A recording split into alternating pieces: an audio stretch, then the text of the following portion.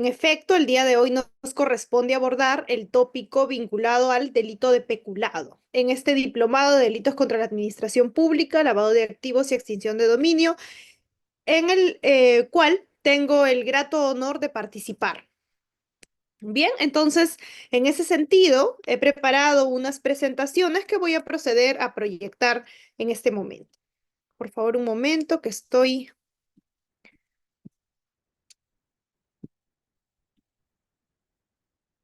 compartiendo las diapositivas. ¿Me confirman, por favor, si es que podemos ver lo presentado? Sí, doctora Jacqueline, se puede visualizar. Excelente, gracias, Reader, muy bien. En ese sentido, gracias, excelente, muy bien. Vamos a continuar entonces con este inicio de este delito bastante interesante, pero a la vez problemático, sobre todo porque tenemos mucha jurisprudencia que desentrañar. En esa línea, pues, vamos a entrar, en principio, a detallar acerca del origen y la evolución histórica sobre el delito de peculado. Esto resulta del todo importante por cuanto nos va a permitir entender un poco mejor el contexto y sobre todo orientarlo a cuál es la finalidad, por qué esta conducta está sancionada en la actualidad, por qué nuestro país recoge, siguiendo justamente las convenciones e instrumentos internacionales, esta misma regulación y esta misma o este mismo desvalor que se le otorga a dicha conducta. Etimológicamente, el término peculado proviene de los latinazgos pecus y latus, que en la antigua Roma hacían referencia al hurto de ganado. Fíjense cómo nace esta figura, desde el hurto de ganado, que era el bien más preciado en la época. Si hacemos un símil entre el ganado, que era, reitero, el bien más preciado en dicha época, con el pecus, ¿no? Que conocemos el día de hoy, que es las arcas del Estado, los recursos del Estado, los caudales del Estado, tiene mucho sentido el hecho de por qué se sanciona hoy por hoy este delito contra la administración pública. Luego, ya en la evolución en Roma, y justamente en este contexto del Imperio Romano, este término evoluciona a criminis peculatus. Digamos que un latinazgo mucho más acercado a lo que conocemos el día de hoy y la categoría de delito. Y hace alusión al hurto ya no de ganado, sino de dinero o, para ser más precisos, de bienes públicos. Entonces es como cuanto se conoce a la fecha. Y ya hoy por hoy, esta última interpretación es la que prevalece, hace referencia al hurto sobre todo de los bienes públicos. Y por tanto, se aplica, ¿no? Y se entiende de una manera bastante lata la apropiación ilícita de bienes públicos, el hurto de bienes públicos por parte de funcionarios. Quien esté a cargo de custodiar estos bienes defrauda al Estado, apropiándosele o a favor de terceros. Pero si se dan cuenta, la lógica es bastante importante. Por eso es que nos respaldamos en la historia para comprender de una mejor manera el origen de este término y la evolución histórica a lo que viene a ser la regulación actual. Bien, en ese sentido, ahora tenemos que abordar acerca de este tópico de peculiaridad que tiene este delito en el derecho penal peruano, aterrizándolo y llevándolo mucho más hacia nuestra regulación actual. En el Perú, el delito de peculado se limita exclusivamente a conductas principalmente del artículo 387 de apropiación y de utilización. Apropiación y utilización de bienes públicos, dejando fuera esta sustracción genérica que puede ser considerada en otros países como Argentina o España. Aquí solamente está orientado, y la conducta típica así lo vamos a desarrollar, como actos de apropiación y de utilización de bienes públicos. El legislador peruano sanciona este accionar del funcionario, del servidor público, del agente público que tendría el deber de representar al Estado como propietario, como administrador de los bienes públicos. Pero, ¿qué hace? Decide apropiárselos para sí mismo o para terceros, implicando una infracción grave del deber funcional.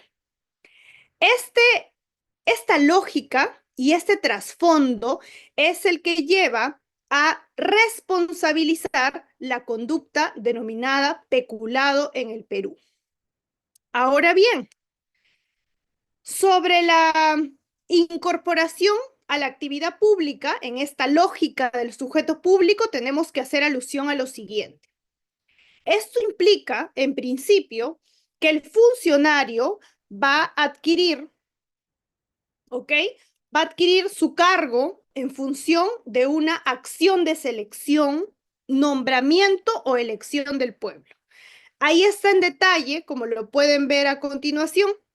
Es decir, desempeño de actividades o funciones al servicio estatal, que estas pueden ser mediante selección, pueden ser mediante designación o puede ser mediante elección popular.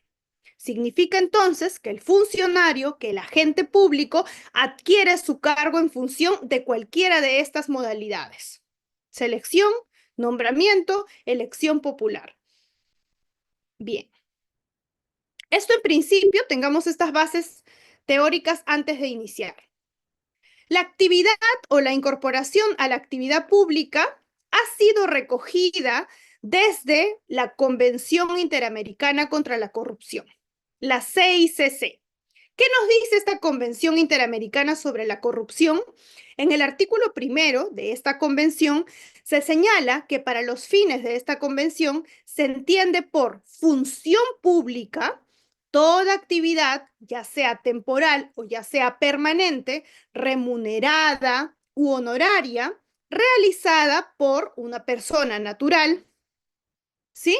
Una persona natural en el nombre del Estado, al servicio del Estado o de sus entidades o en cualquiera de sus niveles jerárquicos.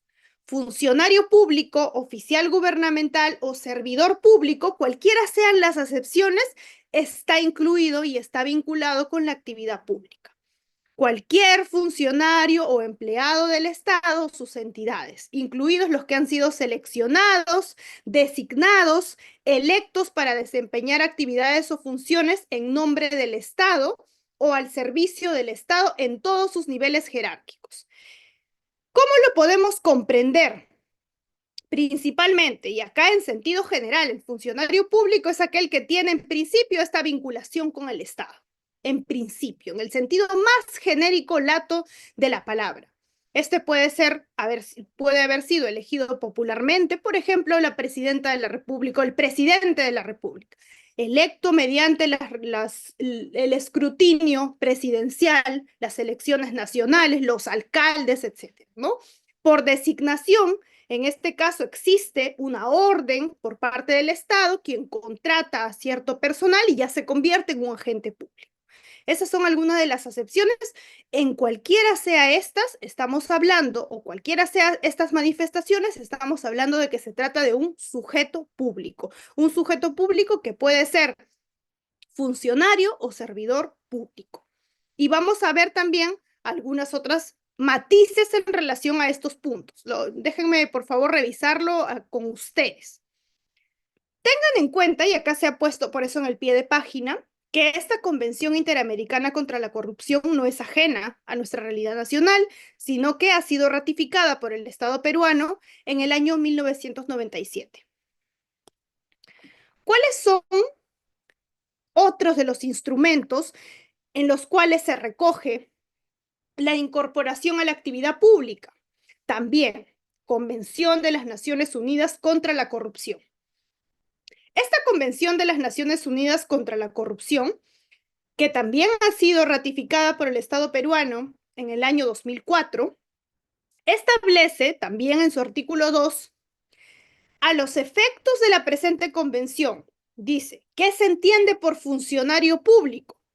¿Qué se debe entender? Y nos abre un abanico de aspectos y de supuestos. Primero, toda persona que ocupe un cargo legislativo, ejecutivo, administrativo, judicial. Fíjense la vinculación que existe. Cualquiera sea estos. pero que ocupe un cargo de un Estado parte. Perú, por ejemplo, ya sea designado o elegido, ya sea permanente o temporal, ya sea remunerado o incluso honorario, sea cual sea la antigüedad de esa persona a cargo. Siguiente, toda otra persona que desempeñe una función pública. El funcionario público ejerce y desempeña una función pública, tiene una atribución legal del Estado, que le irroga el Estado. Incluso, dice, para un organismo público, una empresa pública, o que preste un servicio público, según se define en el derecho interno del Estado, y se aplique en la esfera pertinente del ordenamiento jurídico de ese Estado parte. Tercero, podrá entenderse también por funcionario público, y fíjense esta técnica que se utiliza en los instrumentos internacionales, abrir el abanico para efectos de no dejar espacios de impunidad y comprender en lo más que se pueda cualquier vinculación con el agente público y para que éste sea catalogado así. Nos agrega, podrá entenderse por funcionario público toda persona que desempeñe una función pública o preste un servicio público según se defina en el derecho interno del Estado parte y se aplique en la esfera del ordenamiento jurídico de ese Estado parte.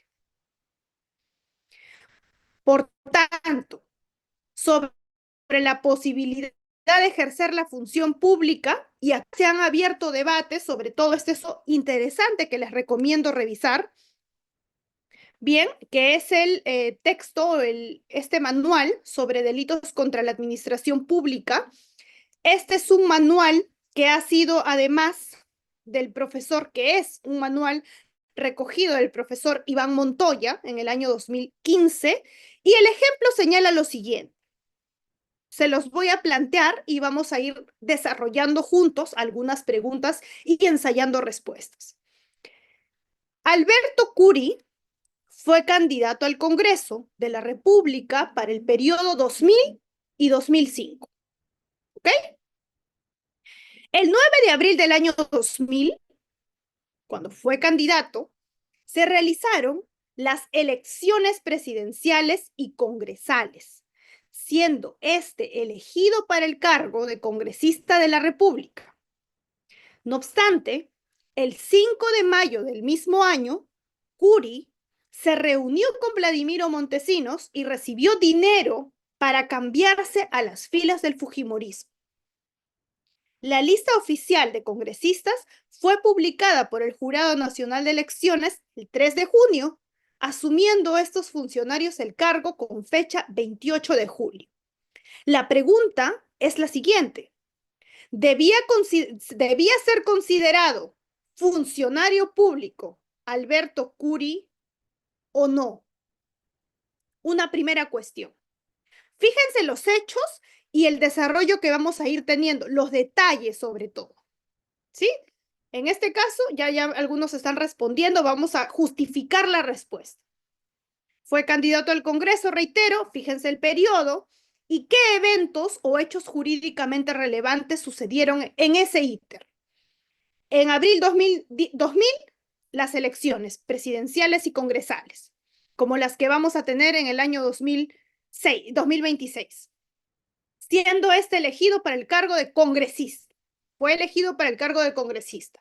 No obstante, más adelante, el mes siguiente, mayo del año 2000, esta persona se reúne con Vladimiro Montesinos y recibe dinero para cambiarse a las filas del fujimorismo. La lista oficial de congresistas fue publicada por el Jurado Nacional de Elecciones el 3 de junio, en esa línea, asumiendo estos funcionarios el cargo con fecha 28 de julio. Vamos a desarrollar, por tanto, esta sentencia que, si bien ha sido desarrollada hace muchísimo tiempo atrás, toma vigencia en este tipo de casos, sobre todo si nos vamos a referir al delito de peculado. ¿Ok?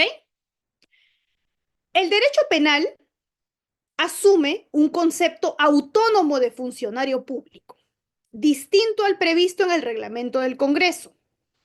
Según la Corte Suprema, Curi era un funcionario público desde el 9 de abril del año 2000.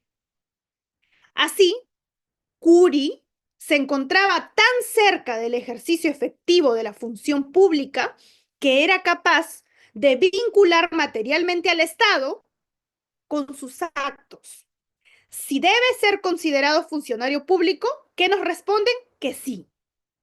Cuando Curie se reunió con Montesinos, ya había sido elegido como congresista, a pesar de que no ejercitó ni desempeñó el cargo público. Curie se encontraba en la posición de dominio que le permitía acceder y lesionar el bien jurídico. Son irrelevantes, se agrega en esta sentencia contenida en el expediente 6-2001 del 12 de febrero del año 2003, hace más de 2 décadas. Son irrelevantes, por tanto, las normas administrativas que establezcan formalidades. Es decir, se adopta el concepto de funcionario público que ha sido recogido en los instrumentos internacionales. Y en ese concepto y en ese criterio de interpretación se encuentra a Curie Bauman, a Curie como responsable, como agente público, como funcionario público, porque ya había sido elegido, por eso no solamente es por designación, también es por elección, ya había sido elegido congresista. Y por eso es que la parte resaltada es lo más relevante aquí. A pesar de que no ejercitó ni desempeñó el cargo público, Curie se encontraba en la posición de dominio que le permitía acceder y lesionar el bien jurídico. Avancemos. Por tanto, ¿quién es considerado un funcionario o servidor público de acuerdo a nuestro Código Penal? El artículo 425 del Código Penal nos señala un catálogo bastante largo de quiénes son los sujetos que se encontrarían comprendidos como funcionarios o como servidores públicos. Por ejemplo, el primero, los que están comprendidos en la carrera administrativa. Segundo, los que desempeñan cargos políticos o de confianza, incluso si emanan de elección popular. 3, en este caso estamos hablando, por ejemplo, presidentes, etcétera. Siguiente, todo aquel que, independientemente del régimen laboral, mantiene un vínculo laboral o contractual de cualquier naturaleza con entidades u organismos del Estado. Esta vinculación, esta relación que existe, ya sea laboral, contractual, con el Estado, te hace también catalogarte como funcionario o servidor público, incluidas las empresas del Estado o sociedades de economía mixta comprendidas en la actividad empresarial del Estado y que en virtud de ello ejercen funciones en dichas entidades u organismos. Siguiente, administradores, depositarios de caudales embargados o depositados por autoridad competente, aunque pertenezcan a particulares. 5, miembros de las Fuerzas Armadas y la Policía Nacional. 6, designados, elegidos o proclamados por autoridad competente para desempeñar actividades o funciones en nombre o al servicio del Estado o entidad o sus entidades. Por ejemplo, aquí estamos o podemos tomar el caso de los fiscales, ¿no? Son designados por una autoridad competente, hay un órgano que se encarga de elegirlos, de designarlos, de ratificarlos, para desempeñar actividades o funciones en nombre o al servicio del Estado o sus entidades. Son los defensores de la legalidad y otras características que envuelven a este tipo de funcionarios o agentes. 7, los demás indicados por la Constitución política y la ley. Hay una cláusula abierta porque aquí se trata nuevamente la técnica, si se dan cuenta, esta se repite. Evitar, dejar espacios de impunidad. Por tanto, a lo más, y esto también lo vamos a ver reflejado en las sendas jurisprudencia, las mismas sentencias de la Corte Suprema, en las que se ha tratado de brindar un criterio de interpretación bastante amplio, bastante abierto, donde se incorpora y se incluye también a muchos de los agentes como sujetos públicos. Lo vamos a ver a continuación cuando toquemos sobre los funcionarios públicos o los agentes de facto. Ok. Los delitos contra la administración pública son delitos especiales. Puntualmente, el delito de peculado es un delito especial. No lo puede cometer cualquier persona, sino que esto, y lo vamos a ver también, el agente es especial. No es cualquier persona, sino aquella que tenga la relación, esta vinculación con los bienes o caudales estatales. El elemento del tipo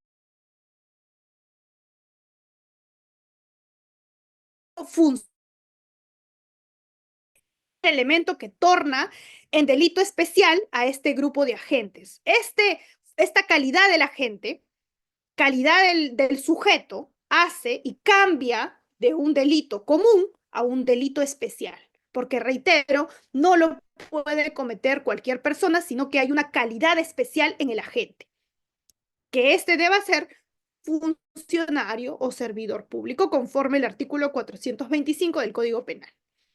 Ahora bien, en este marco de los delitos especiales, vamos a entender o vamos a abordar un concepto simple y un concepto complejo del delito especial. Un concepto simple se aproxima mucho más a que no pueden ser cometidos a título de autor por cualquier sujeto, sino solo por quien tenga alguna condición exigida por el tipo penal. El concepto más sencillo, más raro que podríamos tener aquí.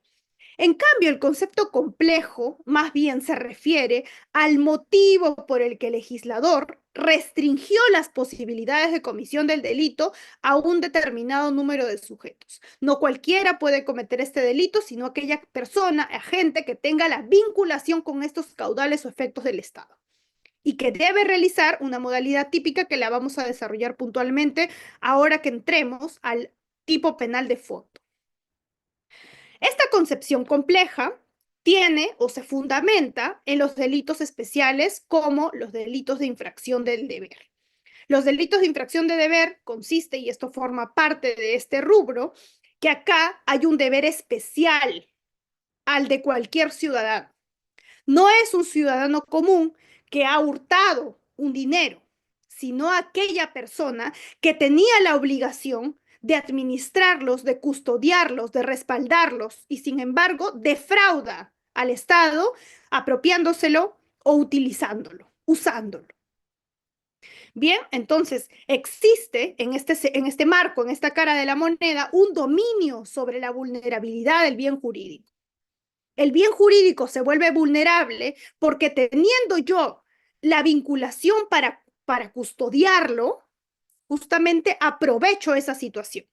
Es, por tanto, un delito especial y de infracción de deber. Existe un deber especial, no es un deber convencional que tiene cualquier ciudadano, por ejemplo, el deber de no hurtar, sino que acá es el no hurtar, pero además un bien del Estado del que yo estaba vinculada y funcionalmente obligada a custodiarlo o administrarlo. ¿Y qué hice? Defraudé estas expectativas. ¿Cómo? Apropiándome, utilizando, usando. Ahora, sobre este delito especial o la categoría de delito especial como un delito de infracción de deber, el Acuerdo Plenario 2-2011 se ha pronunciado. 2011, estamos hablando hace muchísimo tiempo atrás, pero es un acuerdo plenario que nos permite esbozar algunas bases e ir tejiendo algunas otras a nivel jurisprudencial. En este acuerdo plenario 2-2011, que es el séptimo pleno jurisdiccional de las salas penales permanentes y transitorias, tenemos en los antecedentes lo siguiente, textualmente.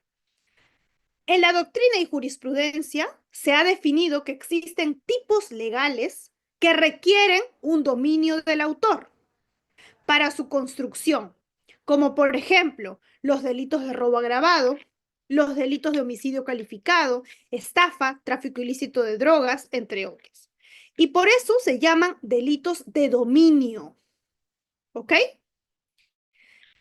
Sin embargo, también existen tipos legales que excluyen el dominio para su configuración y se forman a partir de la infracción de un deber especial que le corresponde a la órbita del autor, que es una característica intrínseca de los delitos cometidos por funcionarios y por servidores públicos.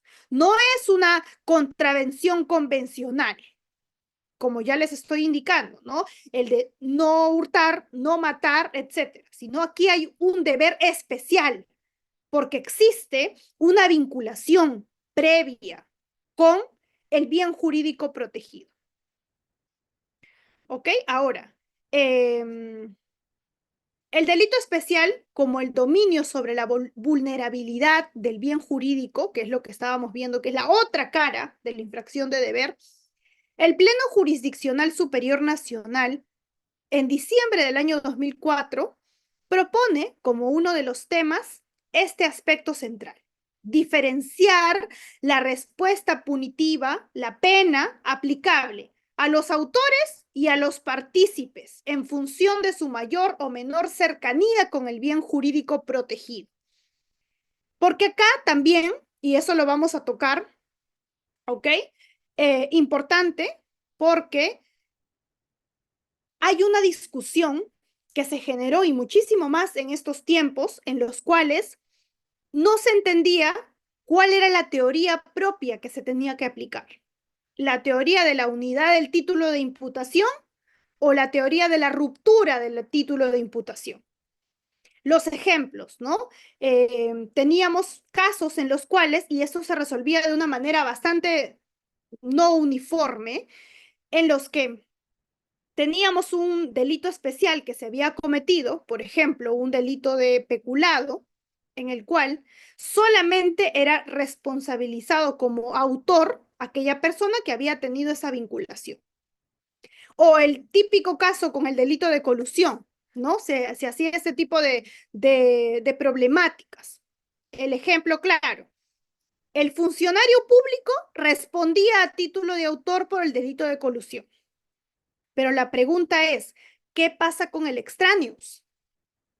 El extraneus responde como algún título de participación del delito de colusión, o más bien responde por un delito general y no especial, porque teniendo claro que no es un sujeto público, teniendo claro que no es un agente especial y por tanto su categoría o su calidad del agente es no convencional, es el general y no el especial. Y para esto se se desarrollaron estas posturas, ¿no? Decían, por ejemplo, al inicio, solamente tendría que responder a título de autor del delito de colusión el funcionario público. Y más bien, el extraneus no podría responder por ese delito especial, porque no es un agente especial. No tiene la calidad especial de sujeto, como sí lo tiene un funcionario o servidor público. Y por tanto, ¿qué hacían? Responderá por otro delito, un delito común. ¿Bien? Y en muchos otros casos se indicaba, no respondía porque no hay en el tipo penal una conducta que describa lo que ha hecho. Entonces, esa teoría, que es la teoría de la ruptura del título de imputación, ruptura, ¿por qué? Porque el título de imputación de colusión, ¿no? Hacía esta disquisición, se quebraba el quebrantamiento claro entre el sujeto activo que responde, el agente público que responderá por el delito especial, versus, y aparte, se rompe, se quebranta al sujeto no público que no responde o que responderá a lo más por un delito común. Eso fue posteriormente superado y al día de hoy existe ya uniformidad en la aplicación de la teoría de la unidad del título de imputación. En el sentido siguiente, si bien en el primer supuesto no había mayor injerencia, el detalle era con el extraneus, ¿qué pasaba? Y ahora, con esta teoría de la unidad del título de imputación, nos dicen, esta persona desplegó acciones que le permita, ¿no? Consumar, tipificar, configurar los elementos del tipo penal, por tanto, tiene que responder en la calidad respectiva, y acá tendríamos que abrir el abanico de autoría y participación, porque no solamente un sujeto responde en calidad de autor, también puede hacerlo en calidad de cómplice, de instigador, entre otros. Y si es cómplice, cómplice primario, cómplice secundario. Y en esa línea se imputaba, también se incorporaba a los extraños dentro de este delito. Por tanto, ya no quedaban ajenos o respondían por un delito general o un delito común, sino que estos ya eran catalogados, por ejemplo, como cómplices del delito de colusión. No eres autor, claro que sí, pero eres cómplice. Y nos referimos a lo regulado en el artículo 25 de nuestro Código Penal. Entonces, antes teníamos esta diferenciación. Teníamos que una sala penal transitoria fallaba de una manera totalmente opuesta, cogiendo teorías totalmente diferenciadas de una sala penal permanente. Esto fue superado y el criterio actual es entender la teoría de la unidad del título de imputación, en este sentido que les he precisado. Entonces, en esta línea, además, va a ser absolutamente importante, y ciñéndonos a lo que les estoy precisando con este Pleno Jurisdiccional Superior Nacional, diferenciar la respuesta punitiva aplicable a los autores y partícipes en función de su mayor o menor cercanía con el bien jurídico protegido. Y la importancia del aporte, ojo, el aporte, ¿cuál es el aporte que has tenido? Porque de eso va a depender si te vamos a imputar en calidad de cómplice, en calidad de instigador, etcétera. Y como les digo, si es cómplice, cómplice primario, secundario. Importa entonces, en función de su mayor o menor cercanía con el bien jurídico protegido y de la importancia del aporte de estos en la realización del delito especial del que se trate. Considerar que la mayor punibilidad de los autores de los delitos especiales se fundamenta en el dominio social que tiene respecto del bien jurídico tutelado.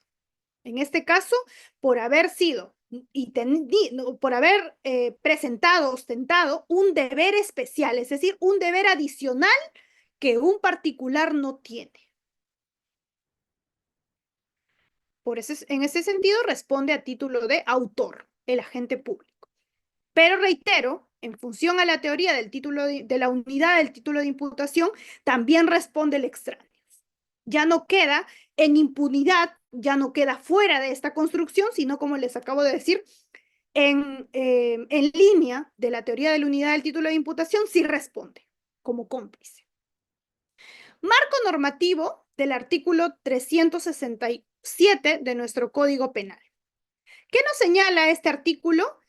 En un mismo artículo se hace una diferenciación, se fractura acá en unos primeros párrafos, los dos primeros para ser exactos, el delito de peculado doloso, y en el último párrafo el delito de peculado culposo. Recuerdan ustedes y recuerden que los delitos son eminentemente dolosos, salvo que se encuentre expresamente regulado como culposo en la norma. En este caso es el típico caso en el cual el propio legislador ha recogido la conducta culposa también tipificada como delito.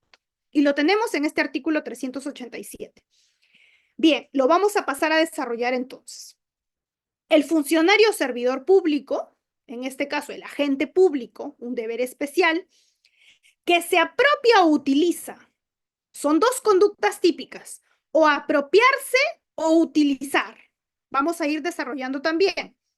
En cualquier forma, el legislador ha tratado, en la misma técnica que les he mencionado, de no hacerse problemas con las precisiones y coloca en cualquier forma, para sí o para otro. Ya no solamente para sí. Ejemplo, habían casos, y esto a raíz de la realidad nacional, ¿no? Ejemplo, funcionarios, se le imputan a funcionarios de un banco, del Banco de la Nación, por ejemplo, el hecho de haber otorgado una pensión pública, por ejemplo, pensión 65, a adultos mayores que figuraban y que en la investigación figuraba así como fallecidos, o adultos mayores que estaban adscritos a pensiones privadas. Entonces, claro, la defensa puede decir, sí, pero yo no me lo apropié. Esto no ha sido para mí. ¿Acaso yo estoy haciéndome cargo de este dinero público? ¿A mí me lo están transfiriendo? No, pero la norma nos dice, para sí o para otro. ¿Bien? Esa es una diferenciación importante, que se incluye que ya no solamente está orientado para el mismo sujeto, sino también para otros, familiares o ajenos, terceros. Ok. ¿Qué más nos dice? Para sí o para otro. Caudales, vamos a ver a continuación qué implica, cuál es el contenido jurídico de estos objetos, caudales o efectos, cuya percepción, administración o custodia le estén confiados por razón de su cargo.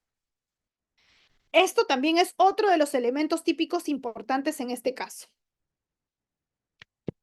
¿Ok? Será reprimido con una pena no menor de 4 ni mayor de 8 años. Y la inhabilitación a que se refiere los incisos 1, 2 y 8 del artículo 36 de 5 a 20 años y con 180 a 365 días multas. La pena será privativa de libertad no menor de 8 ni mayor de 15,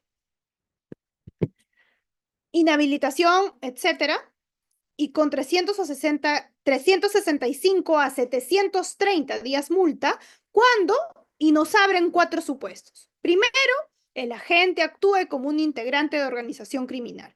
De hecho, esta técnica también se está extendiendo a muchísimos otros casos. El hecho de actuar como integrante, no necesariamente cabecilla, integrante, en cualquiera de esta organigrama, será considerado una agravante, sancionado de 8 a 15 años.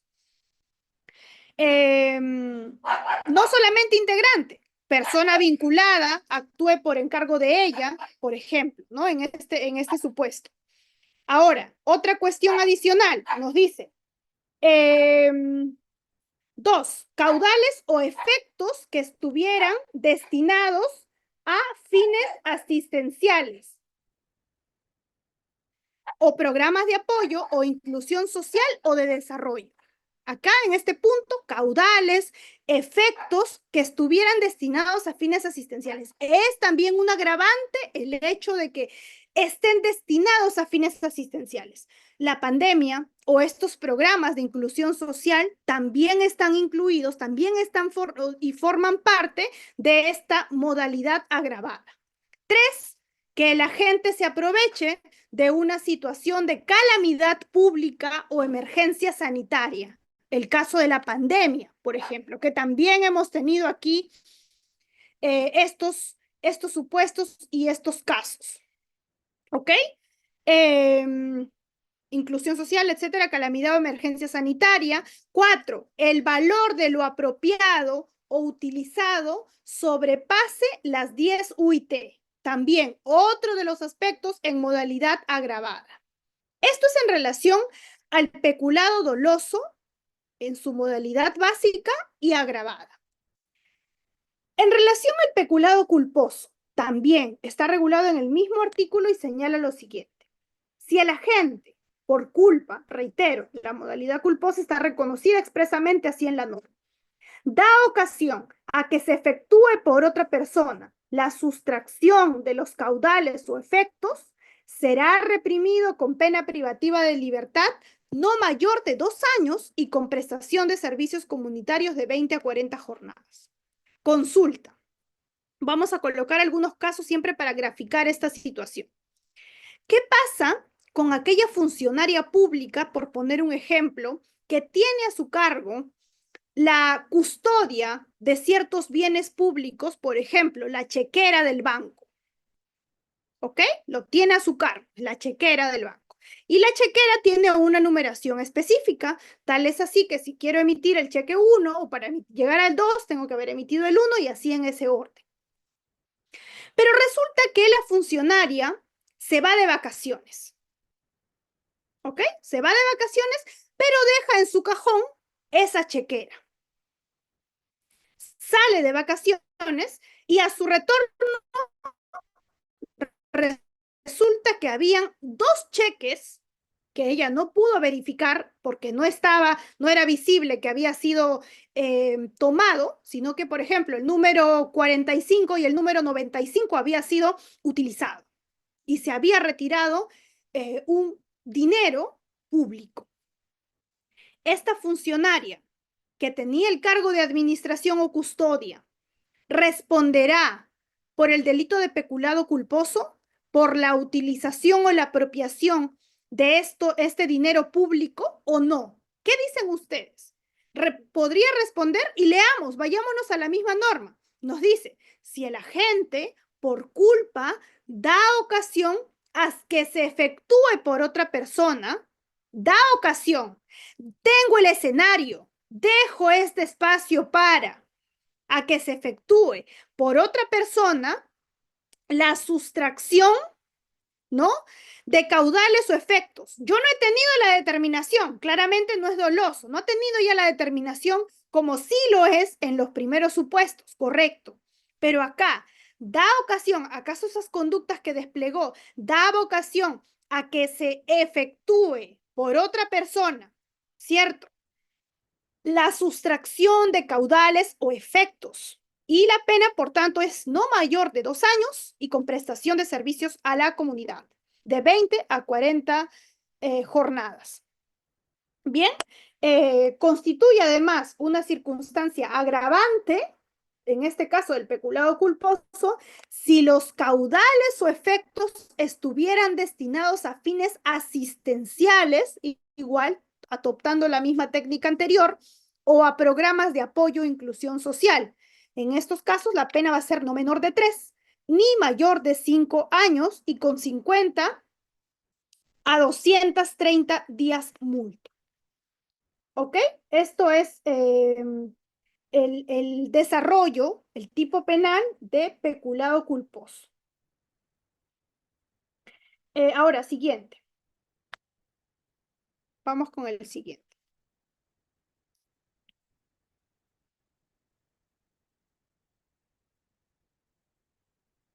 ¿Quién es el sujeto activo del delito? Si ya entramos ahora sí en materia, en esta materia puntual con el delito de peculado. Y debemos comprender lo siguiente. Primero, el funcionario público, el agente público, es el primero que tenemos que ubicar. Si en caso no esté, la conducta es atípica. Bien, entonces, requisitos y particularidades. En este caso, el sujeto activo es exclusivamente el funcionario o servidor público que tenga una relación funcional directa con los bienes públicos.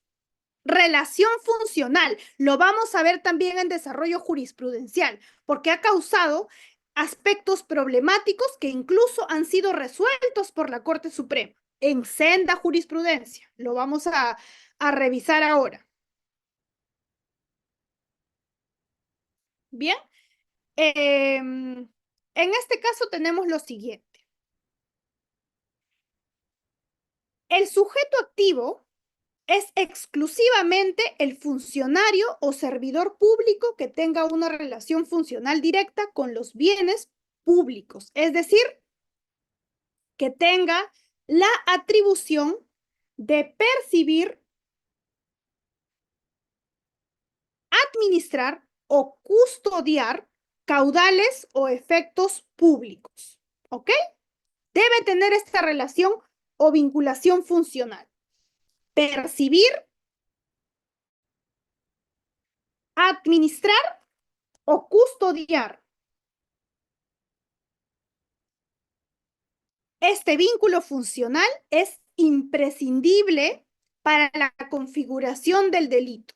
Repito, lo vamos a ver a continuación, cómo es que se debe interpretar o cuál es el contenido de esta relación funcional que se tenga con los bienes o caudales públicos. Este vínculo, nuevamente, es imprescindible sin el delito, dado que no se trata de un delito común, sino se trata de un delito especialísimo, especial, pues exige una infracción personalísima del deber propio del cargo. Competencia funcional. ¿A qué se refieren cuando se habla de competencia funcional o también llamado el chapón funcional? Se refiere a la doble vinculación o competencia específica que implica que el funcionario tenga capacidad real y legal para disponer jurídicamente de los bienes. No basta con la mera tenencia material, sino que la ley exige una vinculación jurídica específica con los caudales o efectos para que el funcionario sea sujeto activo. Este delito especialísimo de infracción de deber refiere a que la naturaleza del delito es solo quien incumple un deber funcional especial y solo aquella persona responderá a título de autor, no cualquier particular. La responsabilidad es estrictamente personal y no admite coautoría entre obligados especiales, sino autoría paralela cuando hay varios funcionarios con deberes similares. Usualmente los ejemplos que vamos a revisar son de un solo agente, una persona que tenga esta vinculación funcional. Entonces, dicha persona responderá como autor del delito de peculado. Autoría y participación en el delito de peculado, entonces. Primero vamos a evaluar esta diferenciación dogmática que existe entre el autor y el partícipe. En el caso puntual acá, solo pueden ser autores los funcionarios que infringen directamente el deber funcional especial. Y los demás sujetos que colaboren, faciliten, cooperen al delito, eh, sin el deber especial, ¿por qué grado responden? Como partícipes. ¿Qué teoría se utiliza acá? La teoría de la unidad del título de imputación. Será autor el funcionario que infringe directamente ese deber funcional especial. Y será partícipe aquella persona que colabora, aquella persona que facilita o que coopera en el delito sin ese deber especial. Es decir, ya no es como antes que se indicaba, bueno, pero yo no soy funcionario público, no tengo el deber especial, por tanto mi conducta es atípica. No, si tú has colaborado, facilitado, por tanto responderás en esa línea por el delito respectivo, aún siendo un delito eh, aún siendo un delito especial. Efectos procesales y sancionadores. La participación implica responsabilidad penal secundaria, con penas generalmente menores que las del autor.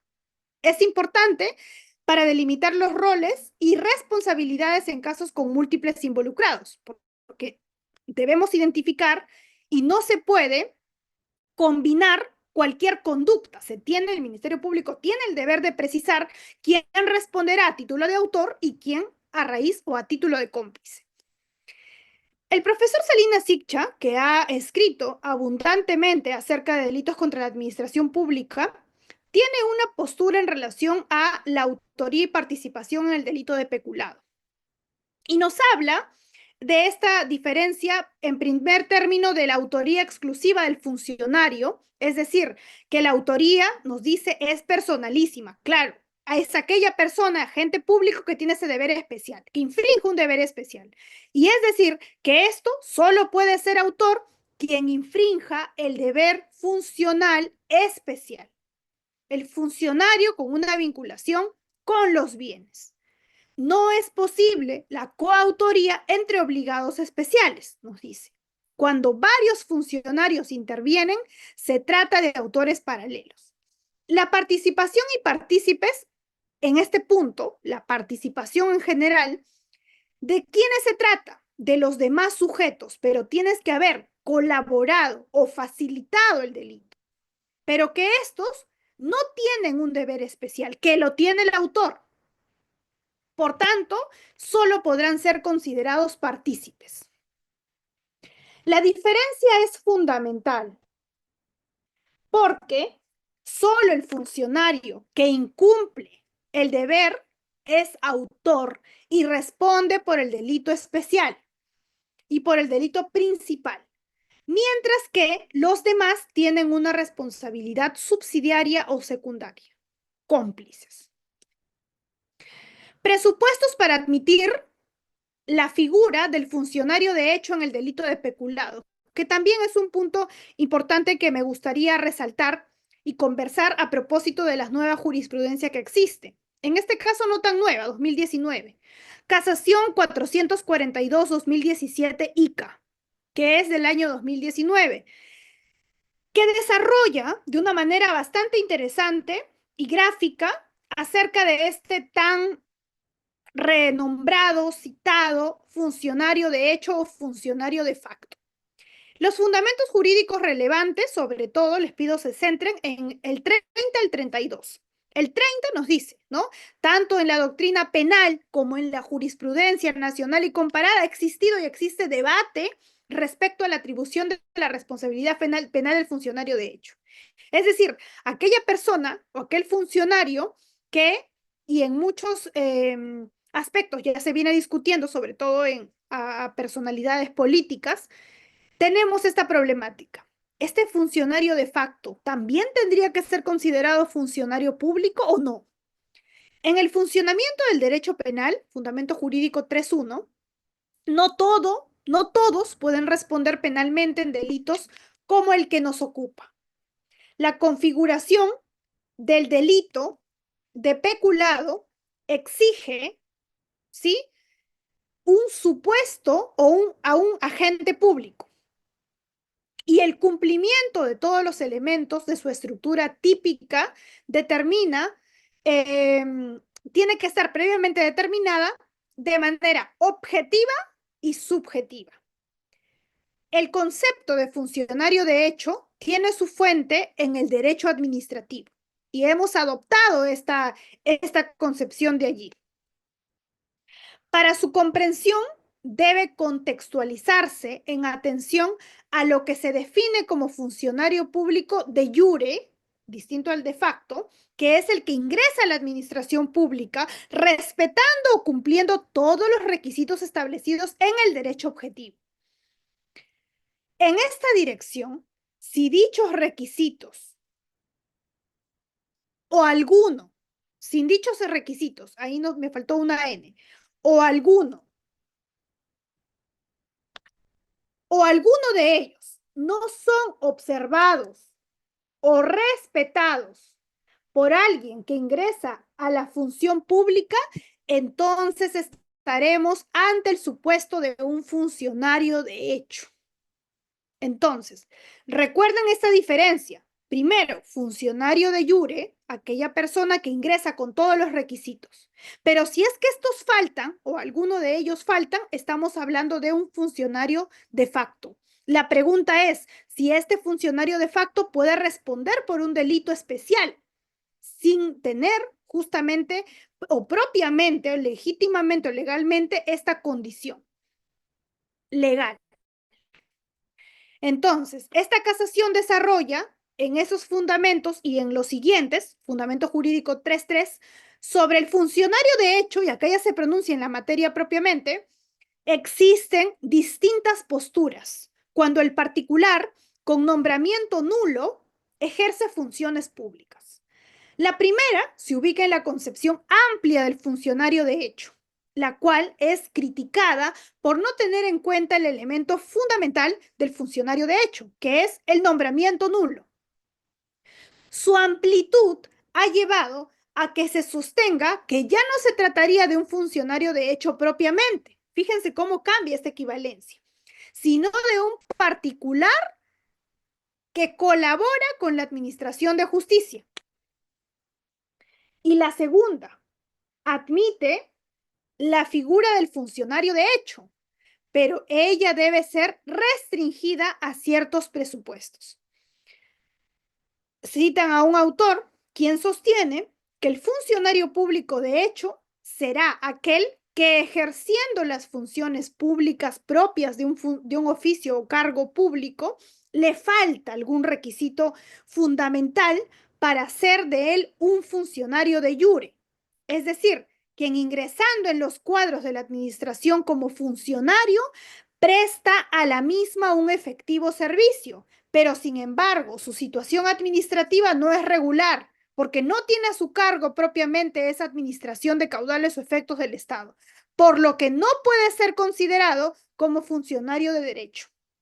Agrega que para ser considerado como tal se deben cumplir 3 requisitos y que se desarrollan aquí en el Fundamento Jurídico 33. 1. La existencia legal del cargo. Esto quiere decir que debe existir la necesidad de que exista el cargo y exista de jure, jurídicamente el cargo. Siguiente punto. Es claro que no podría existir funcionario de hecho si por no haber cargo alguno a desempeñar, tampoco pudiera existir funcionario de jure. Segundo, la posesión del cargo debe ser pacífica, debe ser pública, continuada y de buena fe. Su actuación externa ha de ser de la misma naturaleza que sería la del funcionario de derecho. Y 3, la apariencia de legitimidad del título de nombramiento. Existencia de un título, aunque irregular, aparentemente válido, que así lo considera el interesado.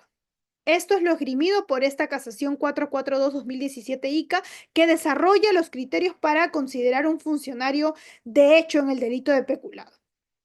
También se cita al profesor Abanto Vázquez, quien sostiene que si los encargos o delegaciones al funcionario o servidor público son permanentes y por disposición o anuencia de autoridad competente hasta el punto que cualquier persona toma conocimiento que tal funcionario o servidor público es el encargado de administrar, percibir, custodiar los bienes del Estado, es factible tenerlo como autor. Autor del delito de peculado. Agrega, siempre y cuando las leyes o los reglamentos internos no prohíban de manera expresa aquellas delegaciones o encargos. 35. Por su parte, este Supremo Tribunal, en el recurso de nulidad 1813-2003, señala, en el caso Vladimiro Montesinos, que fue el caso más resonado aquí, lo siguiente. El procesado Montesinos, al disponer de los fondos que administraba de hecho y fueron entregados para favorecer a terceros, permite colegir que existía una relación funcional entre el citado procesado con los recursos públicos, lo cual implicaba un deber de custodia y correcta administración por ser un patrimonio que pertenecía al Estado. Por lo que, al financiar la campaña política de su coprocesado, incurrió en el delito de peculado en calidad de autor. Es el caso típico en el cual, por ser funcionario de facto, se le condena por el delito de peculado. Bien, se ha tomado esta consideración en relación a este desarrollo. ¿Quién es el sujeto pasivo y el bien jurídico protegido? Es el Estado como el titular del bien jurídico protegido. El Estado es el sujeto pasivo, ya que el propietario y gestor del patrimonio público es este, ¿no? Ha confiado, por tanto, en este funcionario. El delito atenta directamente el interés público y la confianza en la administración estatal. Bien jurídico protegido nos referimos en sentido general al bien jurídico que es el correcto funcionamiento de la administración pública. Digamos que la doctrina mayoritaria abona en reconocer este sentido genérico. Pero en sentido específico estamos hablando de que aquí se protegen los caudales, los efectos los bienes públicos y los principios de lealtad, probidad y correcta gestión de estos bienes públicos. Este bien jurídico tiene un carácter pluriofensivo. Este protege tanto los intereses patrimoniales de la administración como la confianza y la integridad del servicio público.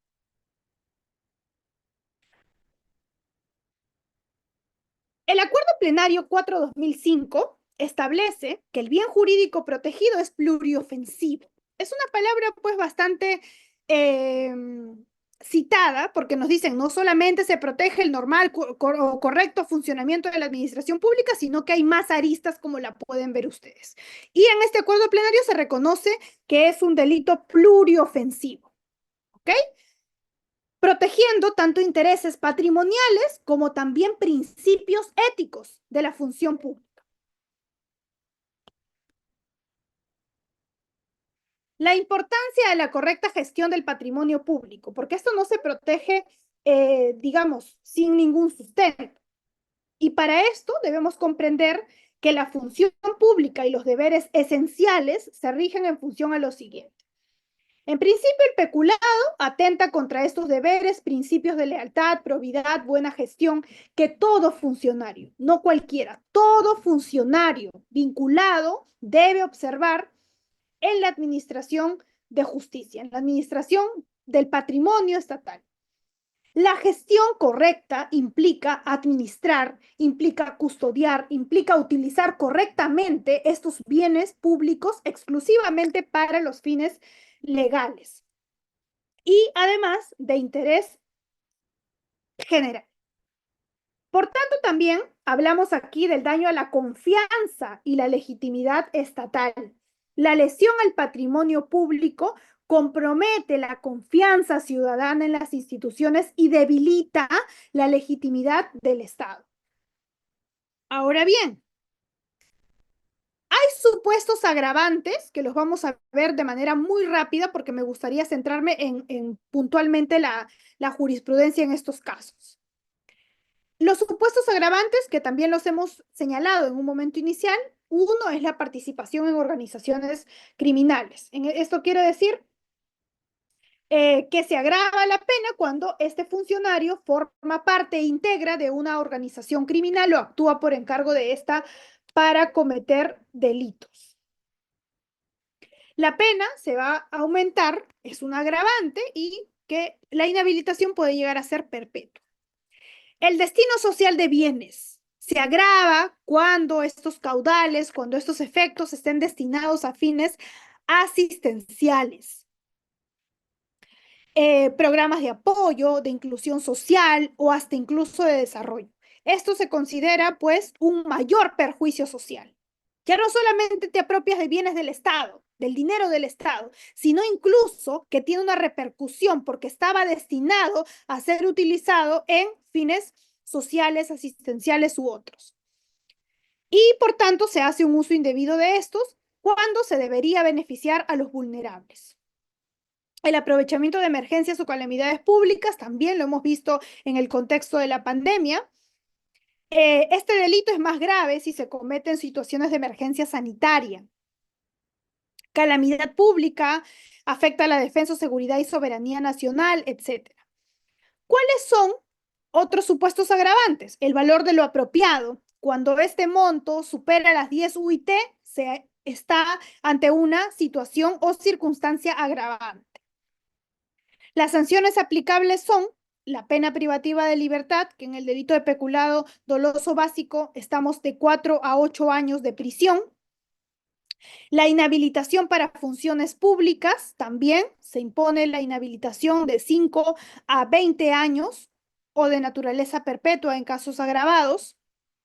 La multa, que son equivalentes a 180 a 365 días multas, que pueden ser ampliadas en circunstancias agravantes, y la prestación de servicios a la comunidad en los casos de peculado culposo. En estos casos, estamos hablando de que, además de la posible prisión, hasta 2 años se establece prestación de servicios comunitarios de 20 a 40 jornadas. ¿Ok?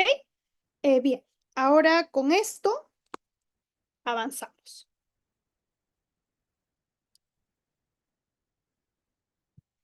Conceptos claves. Esto es lo que les venía diciendo que es el contenido central. La percepción, la administración y la custodia. Acá hay que aprender a distinguir estos conceptos principalmente. ¿Qué es la percepción? La captación o recepción de caudales o efectos de procedencia lícita, que son confiados al funcionario para su manejo o custodia.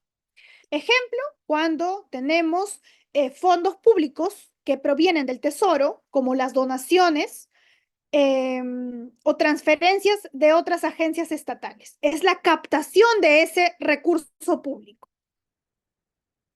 La administración. ¿Qué es la administración? Puntualmente, acá involucra algunas funciones activas que tiene y que se le irroga por parte de la ley. Funciones activas, sobre todo de manejo, de conducción, de gestión de los bienes públicos confiados al funcionario. Aquí tenemos y se incluyen la responsabilidad de decidir sobre la utilización y destino de los bienes dentro del marco legal y funcional. La custodia, por último, comprende la función de proteger, ¿no? Custodia, su nombre también lo indica, proteger, conservar, vigilar los caudales, efectos públicos. En este caso estamos hablando de los tres conceptos claves que debemos tomar en consideración porque hay diferencias entre cada uno de estos. Ok,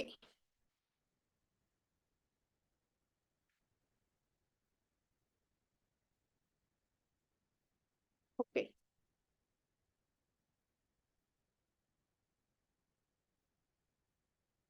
¿Cuáles son los objetos materiales del delito de peculado?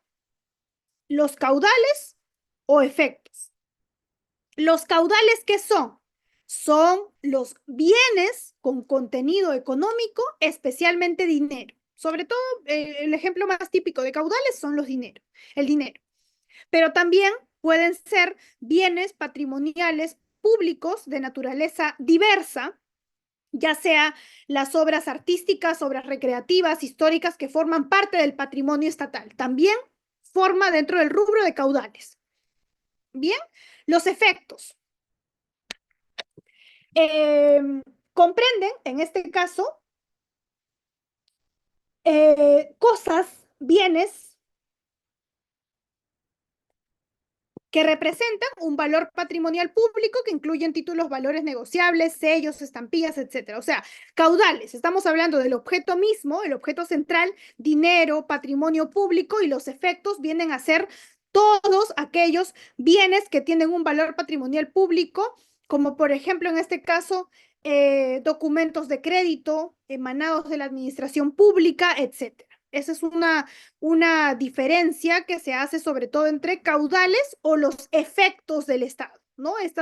Los intereses, por ejemplo, que se puedan generar por parte de un dinero estatal. Ok. Entre el sujeto activo y el objeto material tiene que existir una relación funcional. Y acá, nuevamente, en este rubro, en este desarrollo, en este contenido de relación funcional. ¿Ok? Nos dice el fundamento jurídico tercero de la casación 1911-2023 Ucayali. Nos señala lo siguiente, que es de septiembre de 2024, hace menos de un año se ha emitido, es una casación relativamente reciente. En este fundamento jurídico tercero nos señala que, por otro lado, una nota esencial del delito de peculado es la relación funcionarial que ha de existir entre la gente, su competencia institucional y los caudales o efectos públicos. En relación a los caudales o efectos públicos por razón del cargo, el funcionario o servidor público debe tenerlos confiados, es decir, la disponibilidad jurídica. Debo tenerlos en mi poder, en mi custodia, en mi administración. A título de administración, repito, manejo amplio autónomo de los caudales o efectos, a título de percepción o a título de custodia, cualquiera sean las modalidades. Lo importante, agrega, es que el agente oficial tenga la posibilidad de disposición sobre los efectos sometidos a sus facultades institucionales, en virtud de la función atribuida al ente público o en virtud de una mera situación de hecho derivada del uso de práctica administrativa dentro de aquella estructura. Esto es, basta con que el funcionario público o el servidor público haya retenido una competencia genérica sobre el patrimonio público que no especifica lo decisivo es la facultad decisoria jurídica o la detentación material del patrimonio público que permita su disponibilidad material. Fíjense esta relación íntimamente relacionada, no íntimamente vinculada entre el sujeto activo y el objeto material. Y en este caso, la relación funcional que conecta uno de otro. Bien, lo importante, reitero, es que el agente oficial tenga esta posibilidad de disposición sobre los efectos sometidos a sus facultades institucionales en virtud de la función atribuida al ente público o en virtud de una mera situación de hecho derivada del uso de la práctica administrativa dentro de aquella. Fíjense esta relación funcional que debe existir entre, nuevamente, este agente público y el objeto material. La vinculación debe centrarse en estos aspectos y en este extremo. Casación 1911-2023 Ucayali. Además, la Corte Suprema ha determinado que el principio de desconfianza rige en materia de delegación. Y acá también trajo muchas posiciones controvertidas porque hasta donde se tenía entendido el principio era de confianza, pero nos desarrolló una doctrina más bien el principio de desconfianza. Pero el trasfondo es interesante transmitirlo. Casación 952-2021, que es de mayo 2022. Nos decía, cuando existe delegación, ¿ok? Más bien, quien delega tiene que estar totalmente con todos los sentidos y más bien debe presumir, es decir, no confiar. Presumir que se va, entre comillas, cometer una acción ilícita contraria a derecho. Por eso dice, debe primar el principio de desconfianza cuando estoy delegando. Y no simplemente te delego y listo, me desaparezco, ya no tengo más vinculación por cierto tiempo. Y lo desarrolla la Corte Suprema en este sentido. ¿Ok?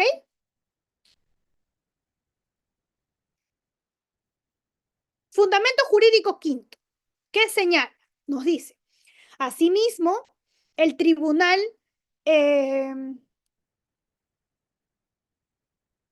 superior, en lo atinente al último hecho, entendió que el fraccionamiento para las adquisiciones del material para la obra solo importa una irregularidad administrativa que no permite deducir un pacto subrepticio y además dice no firmó las órdenes de compra, las que fueron suscritas por los jefes de abastecimiento y de adquisiciones, aunque solo se limitó a suscribir en base al principio de confianza los comprobantes de pago con el visto bueno del jefe de gerencia y la gerencia de infraestructura. Sin embargo, una lógica de adquisición sin cumplir la ley con la ley de contrataciones del Estado y además el fraccionamiento, fraccionando las compras y sin efectuar cotizaciones, no es una simple y aislada irregularidad administrativa, agrega, sino que unida a una decisión para la ejecución de una obra sin atender a las mínimas exigencias de inversión pública, desde ya importa un indicio que se ata al posterior y que impidió una decisión de compra más favorable al interés público. Por razones de la estructura de las funciones públicas y de la organización funcional de la administración, es obvio que existen funcionarios con roles específicos, más aún si se trataba de la ejecución de una obra en cuya viabilidad intervino y firmó determinados documentos para pagos y más aún en una municipalidad de bajo presupuesto y más sencilla organización, en la que las acciones desarrolladas tienen una injerencia más cercana e intensa del alcalde. Ni siquiera está probado que lo supuestamente adquirido ingresó al almacén municipal. Es claro, se resalta acá, es claro que en materia de delegación rige el principio de desconfianza, más aún cuando cada funcionario tiene asignado una competencia determinada y ésta ha de ser cumplida debidamente.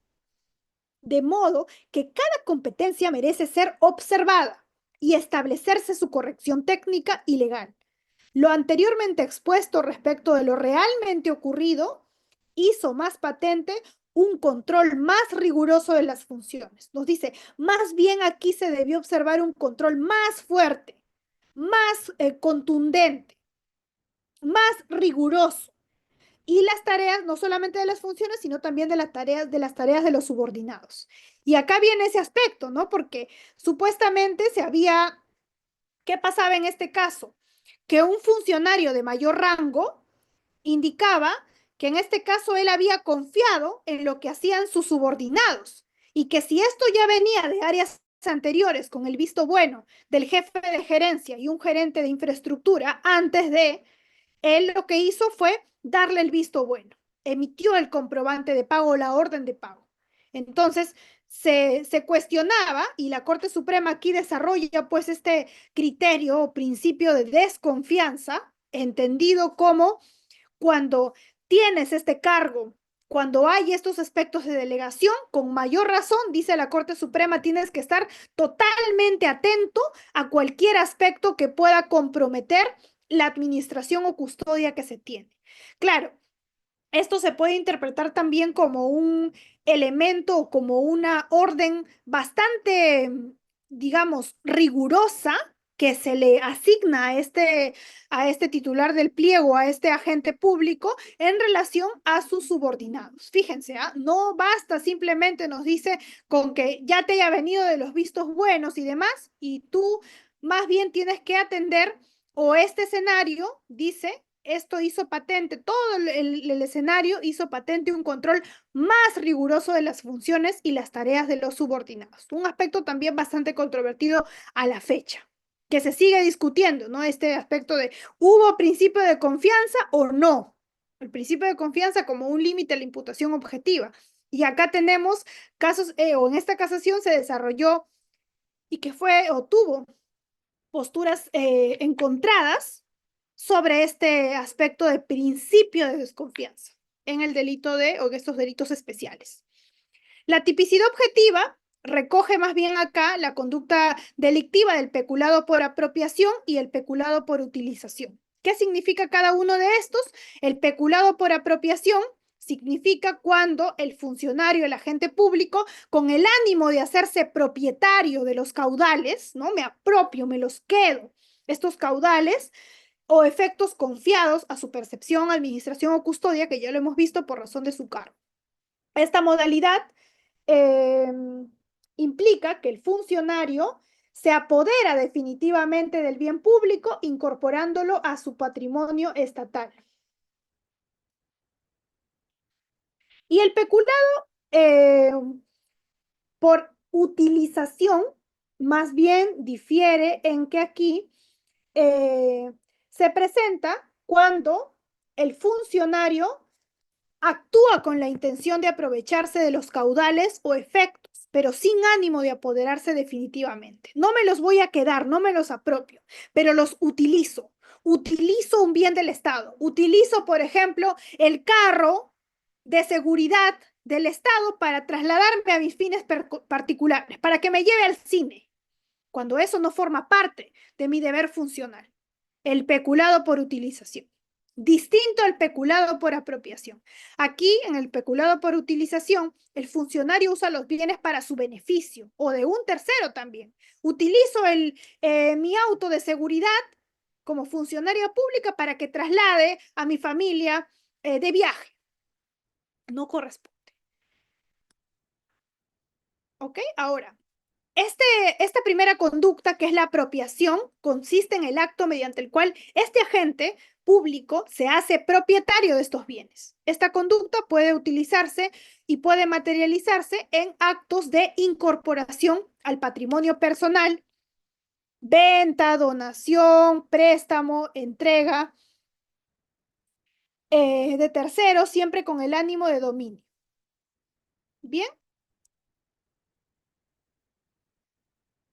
¿Y qué es la utilización?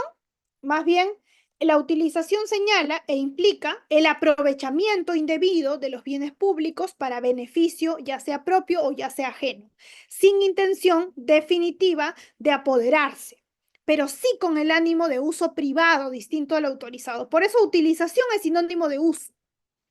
Se diferencia del peculado de uso, ¿no? Acá, en el sentido general, y vamos a hacer una diferenciación puntual, se diferencia con este peculado de uso, en que aquí hay un aprovechamiento ilícito y temporal de los caudales o efectos públicos. En la utilización, esto es únicamente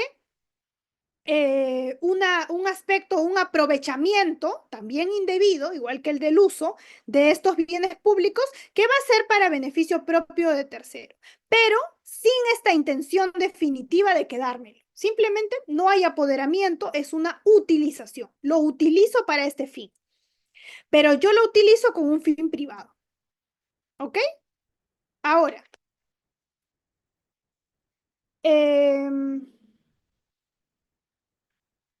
ahora otro aspecto adicional acá. Formas de apropiación. El delito puede materializarse mediante cualquier forma de disposición indebida, ya sea el uso, ya sea la venta, ya sea la donación, el préstamo, cualquier forma de disposición. ¿Qué implique? La clave es esta, tiene que implicar la salida del patrimonio público con ánimo de dominio o aprovechamiento privado. Ánimo de dominio,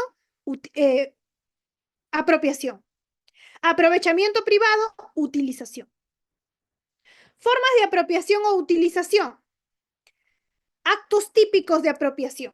Comprenden aquí la venta, la donación, los préstamos, cualquier aspecto de apropiación, cualquier forma de disposición que implique la incorporación de los bienes públicos al patrimonio personal del funcionario.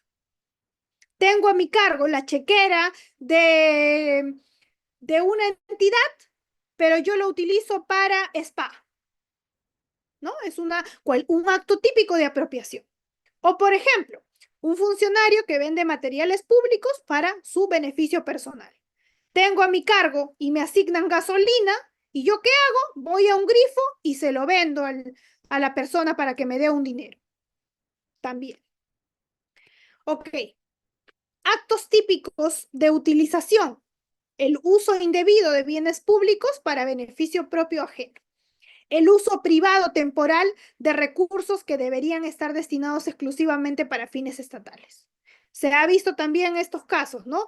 Las ambulancias del MINSA, etcétera, que se tienen que utilizar para emergencias, para trasladar personas que se encuentran grave, se utilizan para fines particulares. Por ejemplo, para ir al Parque de las Leyendas.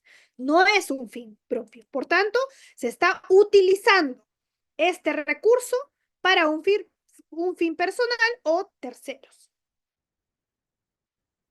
Correcto. Ejemplo, un funcionario que utiliza equipos, que utiliza fondos públicos para actividades personales sin la intención de apoderarse definitivamente. Modalidad dolosa. La modalidad dolosa comprende acá el delito doloso que requiera este animus, ¿no? O la intencionalidad clara y consciente de apropiarse definitivamente del bien. El funcionario debe tener conocimiento de este carácter público de los bienes. Este no es mi dinero. No me lo puedo apropiar, no lo puedo utilizar para beneficio personal. Este es un bien del Estado y que, por ejemplo, solo está destinado a trasladarme para fines públicos. Lo sé, lo conozco, el ánimo y la voluntad deliberada de usarlo en beneficio propio o de tercero. La función del dolo y el animus rem sibi habendi, que es propio del delito de peculado, Señala algunos elementos subjetivos esenciales.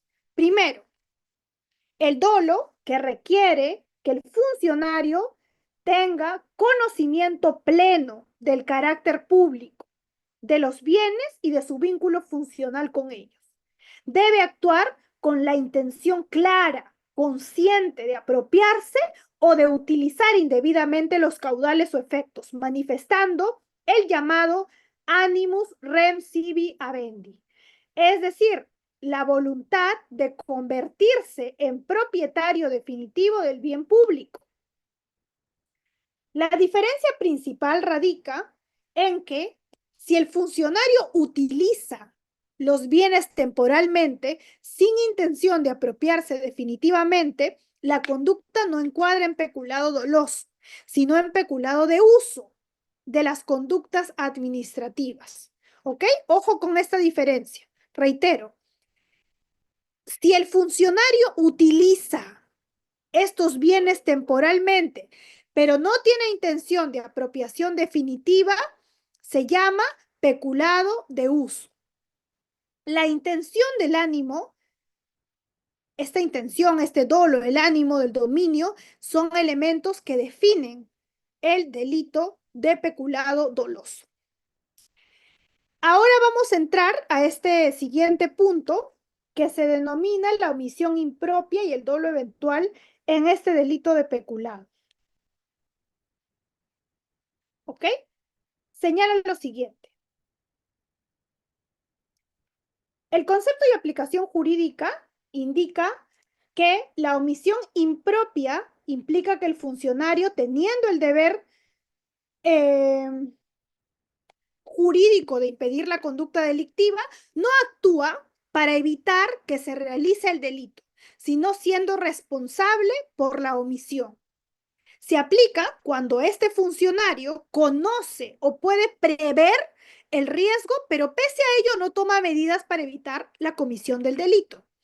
El artículo 13, ampliamente conocido, que regula los delitos omisivos, establece que quien omite impedir un hecho punible será sancionado si tiene el deber jurídico o si crea un peligro inminente.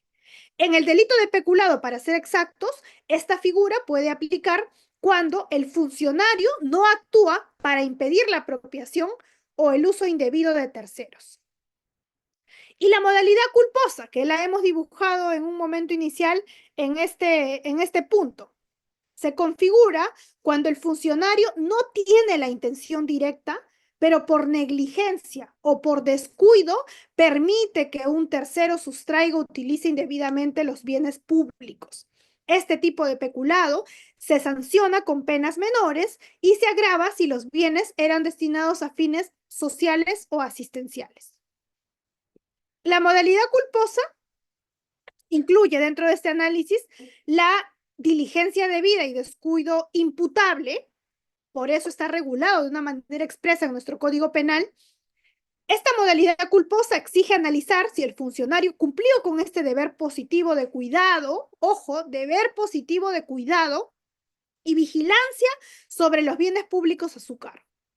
Y por tanto, se sanciona la falta de diligencia necesaria que facilitó esta sustracción.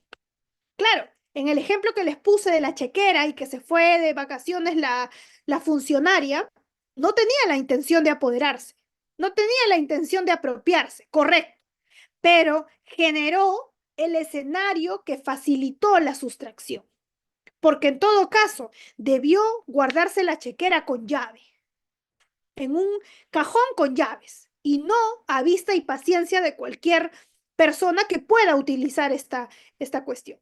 ¿Qué hizo? Faltó a su deber de cuidado, faltó a su deber de vigilancia, pero no solo de vigilancia o de diligencia, sino de diligencia necesaria, que lo que hizo fue facilitar la sustracción o utilización por terceros no autorizados.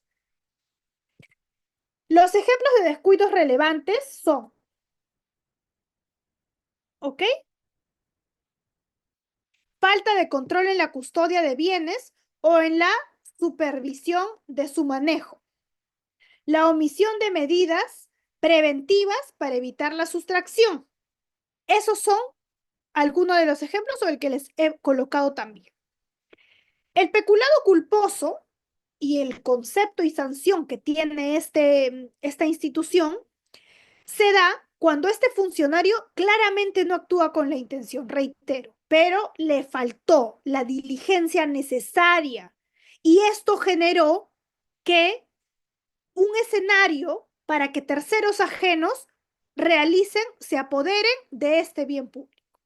Esta falta de diligencia, bien, es importante tomar en consideración con relación a el, esta falta, como les digo, de diligencia. Esta falta, aquí está, deber positivo de cuidado y vigilancia. Eso es lo que se sanciona. No el hecho de haberse apropiado, claramente. No lo es. Por eso es que ahora se sanciona de manera expresa el peculado culposo. Antes no, simplemente decían, pero si yo no me quise apropiar, se ha probado que no tenía ninguna intención, por tanto, la culpa era atípica. Sin embargo, con estas reformas, ya el peculado culposo forma parte del ordenamiento jurídico. La tentativa y la consumación del delito de peculado. Aunque el peculado es un delito de resultado instantáneo, la tentativa puede darse si el funcionario no llega a consumar esta apropiación o esta utilización definitiva del bien. Esta tentativa, que es el inicio del acto ejecutivo, implica que el sujeto comienza la conducta. Es un inicio del acto ejecutivo, pero no logra finalizarla porque estaría consumada por causas ajenas a su voluntad. La consumación del delito, por tanto, este se consuma cuando el funcionario empieza a comportarse como propietario, ¿ok?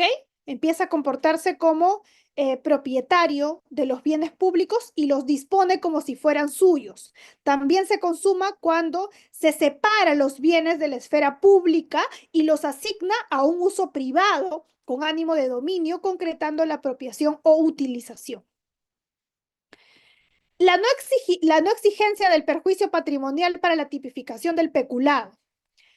Normas internacionales relevantes que podemos citar, entre las que hemos indicado al inicio de esta sesión, en la cual se habla acerca de estos instrumentos internacionales en materia de lucha contra la corrupción que rechazan la necesidad de probar un perjuicio patrimonial, nos dicen, para configurar el delito de peculado. Esto implica que no es un requisito indispensable que exista un desbalance o daño económico efectivo en el patrimonio público para la existencia del delito. ¿Cuáles son estas implicancias doctrinales y jurisprudenciales? Se reconoce que la mera acción de apropiarse o utilizar bienes públicos confiados configura una lesión al bien jurídico, dependiendo del caso concreto, y esto independientemente del impacto económico real que se tenga, sobre todo. Competencia funcional específica versus la tenencia material, otro concepto que hay que distinguir. Por un lado, la disponibilidad jurídica sobre los bienes públicos, en este caso no es necesaria la tenencia material directa para configurar el delito, basta con que el funcionario tenga una competencia funcional o disponibilidad jurídica para la configuración. Por ejemplo, en los casos en el que un funcionario que tiene una capacidad legal para manejar fondos o bienes públicos, aunque no los custodie físicamente, puede ser sujeto activo de este delito. Acuerdo Plenario 4/2005 nos establece lo siguiente. Señala la no necesidad de tenencia material y confirma la competencia funcional específica como requisito para la autoría en el delito de peculado. Reitero, Acuerdo Plenario 4/2005. Ahora, con relación al peculado de uso, que es el artículo 388 del Código Penal, se establece lo siguiente. El funcionario o servidor público que, para fines ajenos al servicio, usa o permite que otro use vehículos, máquinas o cualquier otro instrumento. Se ha separado, se ha divorciado esta conducta para ser tipificada como una conducta independiente, porque antes lo teníamos de manera conglomerada en el artículo anterior. En el peculado de uso, su nombre lo sugiere también bastante, se trata cuando se use vehículos, máquinas, cualquier otro instrumento de trabajo pertenecientes a la administración pública. Esos típicos ejemplos, ¿no? Que, por ejemplo, se imprime ejemplares de libros en una institución pública. cuando mi labor no es utilizarlo para fines personales, pero son fines académicos, personales al fin y al cabo, ¿no? Y se utilizan recursos del Estado para, digamos, trasladarlo y se convierten en particulares. La sanción es una pena privativa de libertad no menor de 2 ni mayor de 4 años, la inhabilitación según corresponda conforme los incisos 1, 2 y 8 del artículo 36 y con días multa. Esta disposición es aplicable al contratista también de una obra pública, a sus empleados, cuando los efectos indicados pertenecieran al Estado o cualquier dependencia pública. No están comprendidos en este artículo los vehículos motorizados destinados al servicio personal por razón del cargo. El peculado doloso y su alcance. Y su diferencia con el peculado de uso se refiere, este segundo, al uso indebido, pero temporal, de los vehículos, máquinas u otros instrumentos de trabajo. ¿Ok? No implica el ánimo de apropiación definitiva, ni tampoco implica la disposición jurídica, diferenciándose por eso del peculado doloso. En este caso es un uso temporal de estos bienes. ¿Cuál es la importancia práctica de la distinción entre uno y otro? Que esta diferenciación nos va a evitar esta confusión en la aplicación de sanciones. Fíjense, las sanciones son bastante claras entre una y otra. Aquí está, para el colega que nos está haciendo la pregunta de la diferenciación, lo que hemos desarrollado hace un momento, ¿no? Mientras, por un lado, el peculado doloso lo que nos pide es una apropiación, el hecho de querer adueñarme, de disponer de este bien o utilizarlo, en este caso, que se excluyen los vehículos, máquinas o instrumentos de trabajo. En el caso del peculado de uso, más bien es un uso también indebido, pero temporal, de estos vehículos, máquinas u otros instrumentos de trabajo. Aquí está otra de las diferencias, que no implica el ánimo de apropiación definitiva, como sí lo es en el caso del peculado doloso, y tampoco de disposición jurídica, y por tanto esa es una de las más importantes diferencias. ¿Cuál es la diferenciación entre el delito de peculado y los otros delitos patrimoniales comunes? ¿Ok? Sobre este punto, importante es tener en cuenta lo siguiente.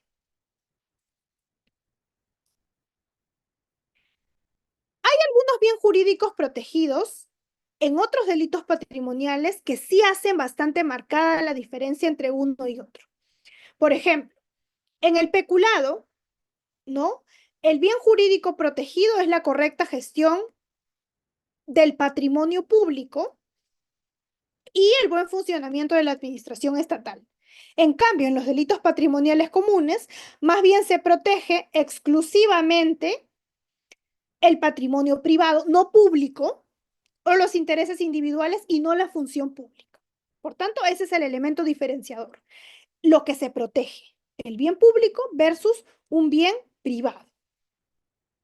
Ahora, ¿cuál es la utilidad o los principios que se van a utilizar en estos casos? Son aspectos que sí nos importa o vale la pena reconocer en estos casos. El derecho penal como una intervención excepcional para empezar, porque el derecho penal, conforme al principio de última ratio, tiene que abocarse, y dentro de esos subprincipios, la subsidiariedad y la fragmentariedad. No todos los casos, no toda la solución es el derecho penal. Por tanto, tiene que aplicarse si, solo si sea absolutamente necesario y útil. Por tanto, se debe priorizar las alternativas extrapenales. Por tanto, además, no todo daño amerita derecho penal. No todo puede ser catalogado como derecho penal, porque hay algunos casos en los que la misma sanción administrativa es suficiente. Por ejemplo, el principio de última ratio y la utilidad del derecho penal se ha utilizado y materializado en este recurso de nulidad 715-2017 Cusco, en la que con fecha 5 de junio del año 2019 se ha señalado puntualmente que, fundamento jurídico 21º, este tribunal, ya en recursos anteriores, ha precisado que en aplicación del principio de lesividad, no cualquier lesión o puesta en peligro de un bien jurídico tiene aptitud suficiente para activar la intervención del sistema penal, sino que solo aquellos comportamientos sumamente reprochables y no pasibles de estabilización mediante otro medio de control social menos estricto lo justifican. En ese sentido, para la materialización de un delito se requiere que el sujeto activo haya cometido un hecho lo suficientemente grave como para ser objeto de represión penal y no sea pasible de un procedimiento disciplinario. Acorde con ello, las conductas de las procesadas son jurídicamente reprochables, ¿no? Debido a que no es admisible que se apropien del dinero público con fines personales. Sin embargo, ello perfectamente puede ser evaluado en un procedimiento administrativo sancionador. Fíjense, el derecho penal aplicado como última ratio. Podía haberse solucionado, y de hecho se hizo, y se solucionó y se sancionó a través del derecho administrativo sancionador. Y, por tanto, no era de recibo el hecho de aplicarse el derecho penal, de activarse una maquinaria estatal como el derecho penal para este caso.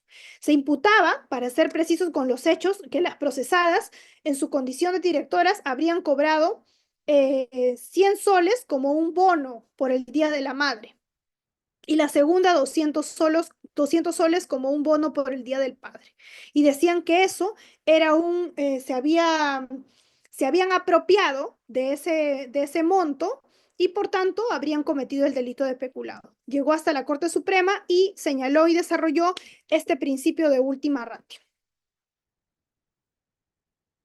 Ok. Entre otras diferencias, por ejemplo, con la colusión simple y agravada, también existe una de las otras diferencias, sobre todo por cuanto en el caso del delito de colusión tenemos un delito de encuentro. En el delito de peculado no lo tenemos con esta naturaleza y características. En el delito de colusión, además, tenemos el marco de un proceso de contratación pública en la que interviene no solamente un funcionario público, sino también un extraño.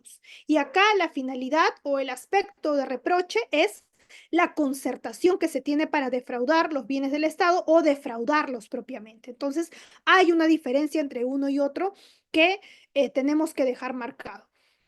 Aquí está un mayor desarrollo entre estos delitos y la relación que tienen, sin duda, son delitos contra la administración pública, ambos tienen un impacto jurídico, sin embargo, también se diferencian y esta diferenciación es clave. ¿Qué más? Acá también tenemos la autoría y la participación. Utilizando esta misma teoría de la unidad del título de imputación, también se sanciona al agente público en el delito de colusión como autor del delito de colusión. Y además al extraneus como el cómplice. Y dependiendo del aporte, el cómplice primario, quien en esta construcción adopta pues una sanción por el delito especial. Igual acá, modalidades de participación, se admite la modalidad en este caso, la relevancia para la imputación penal, comprende los roles que permiten delimitar, ya les he comentado, en el caso de la autoría que se requiere, en el caso de la participación, cuál es el aporte que ha tenido. El concurso que pueda existir eventualmente entre uno y otro, el concurso de delitos entre el peculado y la colusión, concurso real y concurso ideal. En el caso del concurso real, cuando las conductas son distintas y autónomas, pero que son cometidas en proximidad temporal o por el mismo sujeto. ¿Puede existir? De ser el caso, puede haber. En cambio, en el caso del concurso ideal, estamos hablando cuando solo un acto o una conducta vulnera simultáneamente dos tipos penales. En este caso, o en este aspecto puntual, el concurso de delitos ocurre cuando un mismo sujeto realiza conductas que infringen dos o más tipos penales, en este caso el peculado y la colusión, ya sea en un mismo acto o en actos relacionados. Entonces, la pregunta es, ¿cómo se presentaría el concurso entre el delito de peculado y el delito de colusión? En la práctica, el funcionario puede concertar ilícitamente con terceros para defraudar al Estado. Por ejemplo, colusión. El claro ejemplo de colusión, de hecho. Y a la vez puede apropiarse o utilizar indebidamente caudales o efectos públicos. Si esto es así, estamos ante el delito de peculado. El ejemplo, en el marco del proceso de contratación pública, el funcionario acuerda con una empresa sobrevalorar un contrato, colusión, y luego dispone o utiliza indebidamente parte de esos fondos para su beneficio personal. Entonces, no son incompatibles. En algunos supuestos pueden confluir y por tanto estaríamos dentro de un concurso. En este escenario, las conductas delictivas son conexas, pero tienen elementos diferenciadores que deben ser considerados por separado para la imputación. La relevancia jurídica del concurso implica, sobre todo, que se pueda valorar independientemente las conductas cometidas. Y esto tiene implicancias procesales y hasta penales, porque al hablar de concursos se acumulan las penas. Y esto tiene también una relevancia justamente en ese extremo. Circunstancias agravantes comunes. Esto también, en la técnica legislativa, les decía desde el inicio, se ha adoptado de una manera bastante trazada entre estos delitos y si en algo tienen en común, también son sus circunstancias agravantes. También existe el agravante por pertenecer o integrar a una organización criminal. Bien, el impacto en los programas sociales, el aprovechamiento en situaciones de emergencia y por tanto tienen estos visos en común. ¿Ok? Bien, con esto vamos a dar por concluida la sesión.